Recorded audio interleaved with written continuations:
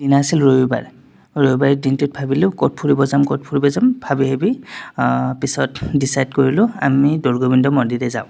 দৌলগোবিন্দ মন্দিৰ যোৱা হোৱাও নাই, সেইকাৰণে ভাবিলোঁ নতুন ব্ৰিজখনেৰে একেবাৰে দৌলগোবিন্দ মন্দিৰে এবাৰ ফুৰি আহোঁ। ব্ৰিজখন হোৱাৰ পৰা কিমান যে সুবিধা হৈছে নহয় জানো। আগতে উত্তৰ গুৱাহাটী যাবলৈ কিমান যে ঘূৰিব লাগিছিল। আমি ঘূৰিব লগাতে গৈছিলোঁ বাৰু উত্তৰ গুৱাহাটী, দৌলগোবিন্দ মন্দিৰত সোমোৱা হোৱা নাছিল সেইদিনা। আৰু দীৰ্ঘেশ্বৰী দেৱালয় গৈছিলোঁ তেতিয়া। আৰু আজি ভাবিলোঁ দৌলগোবিন্দ মন্দিৰে যাওঁ একেবাৰে।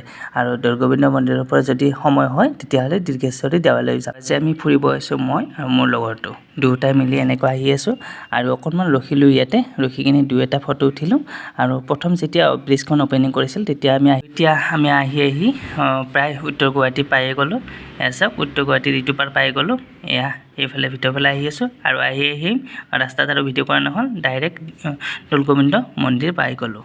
দৌলগোবিন্দ মন্দিৰৰ ওচৰত গাড়ীখন ৰখাই ডাইৰেক্ট ফুলৰ মালা এই দোকানখনত গ'লোঁ। দোকানখনৰ পৰা শৰাই লৈ ল'লোঁ, শৰাই লৈ ডাইৰেক্ট চিধাই মন্দিৰৰ ভিতৰৰ ফালে প্ৰৱেশ কৰিছোঁ।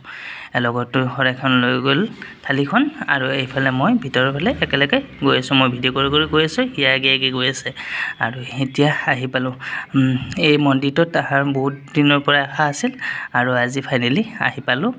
আৰু এদিন আহিছিলোঁ, ইয়াৰ দৰমুখৰ পৰা পাৰ হৈ গৈছিলোঁ, মানে সেইদিনা সোমোৱা হোৱা নাছিল, আৰু আজি সোমাই গ'লোঁ।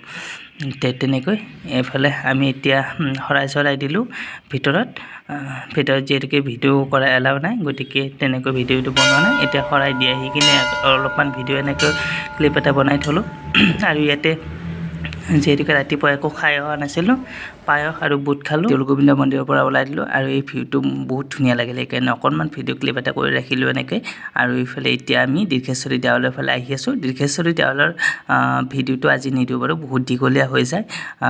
এনে আহি থকা ৰাস্তাৰ অলপমান ক্লিপ এটা দি দিলোঁ এনেকৈ। বজাৰখন বহুত বেছি ভাল লাগিছে, এনেকৈ প্ৰাকৃতিক পৰিৱেশৰ মাজতে বজাৰখন বহাইছে, সঁচাকৈ বহুত বেছি ভাল লাগিছে। এনেকৈ ভিডিঅ' এটা কৰি ৰাখিলোঁ এনেকৈ। আৰু আমি এতিয়া দীৰ্ঘেশ্বৰী দেৱালয়ৰ ফালে গৈ আছোঁ। দীৰ্ঘেশ্বৰী দেৱালয়ৰ পৰা ওলাই আমি চিধাই ভাতটো খাই দিলোঁ। যথেষ্টখিনিও ভোক লাগিছিল, সেইকাৰণে ভাবিলোঁ লোকেল হোটেল এখনত সোমাই এনেকৈ ভাতটো খাই দিলোঁ। আৰু খাই ডাইৰেক্ট এতিয়া গুৱাহাটী আহি পালোঁ। আৰু গুৱাহাটী ৰাতিৰ পৰিৱেশ, আহোঁতে ৰাতিয়ে হৈ গ'ল। আৰু নেক্সট এটা ভিডিঅ'ত লগ পাম। আজিৰ ভিডিঅ'টো ইমানেই, বাই বাই।